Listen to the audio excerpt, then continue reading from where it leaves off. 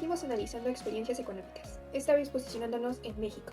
Después de sobrevivir, gracias a el milagro mexicano, nos seguimos topando con periodos de crisis y desgracias. Parece que todo pintaba muy mal como siempre en México. Todo esto a causa de algo que conocemos como devaluación. La devaluación es algo que identificaremos como la disminución del valor de la moneda de un territorio frente a la de otro. En este caso, el peso mexicano frente al dólar. Bueno, entonces, como les mencionaba, para poder acercarnos más a las experiencias de este periodo en específico, nos tomamos la molestia de poder invitar a algunas personas que pudieran darnos más de ese momento y saber cómo realmente se sintió estar sufriendo esa crisis. Bueno, con ustedes nuestro invitado.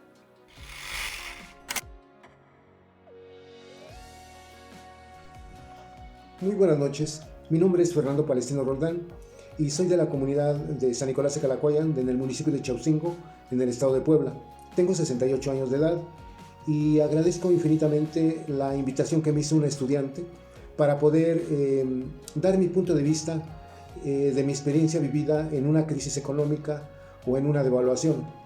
Entrando al tema, de 1988 a 1994, exactamente con los gobiernos de Carlos Salinas de Gortari y de Ernesto Zedillo Ponce de León, se vivieron, al menos dentro de lo que yo he vivido, se vivieron las peores crisis y la peor devaluación que haya tenido este país.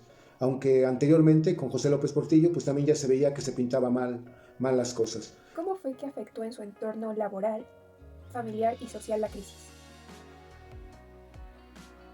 Y yo solamente podría comentar que esa crisis me afectó porque ya no pude crecer. Yo tenía ya un plan formulado, un plan pensado para llevar a cabo mi negocio, que yo me dedicaba al abarrote.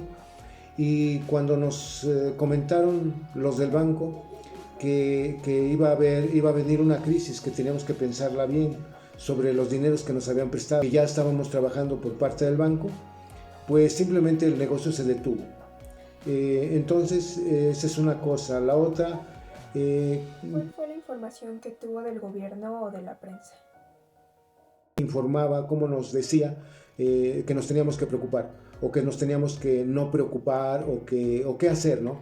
Definitivamente, la información que nos daba el gobierno era que teníamos que apretarnos el cinturón y que no había otro remedio más que aguantar, porque ellos no podían controlar la parte monetaria, tenían que pedir prestado dinero y que en este caso el pueblo tenía que ayudar a eso, ¿no?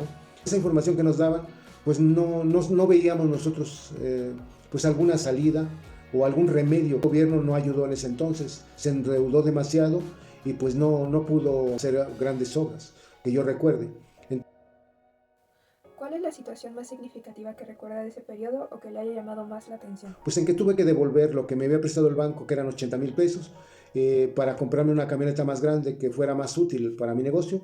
Yo la tuve que devolver y porque de lo contrario, si yo no la devolvía en ese momento, antes que cayera esa devaluación, pues tenía yo que, según me decían los contadores del banco, que tenía yo que pagar más de 200,000 pesos si yo seguía con tener la camioneta o con seguir pagando ese crédito.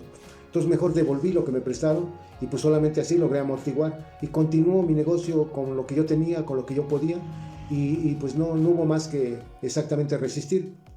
Sin embargo, había más millonarios, o sea que un puñado de millonarios estaban surgiendo juntamente con el gobierno y que el gobierno tenía negocios en otros países y eso, pero junto con ese puñado de millonarios habían también acá millones ya de pobres que son los que les hicieron pagar la deuda de ese famoso Fobaproa, de ese préstamo que hicieron para poder fortalecer a los negocios de los bancos.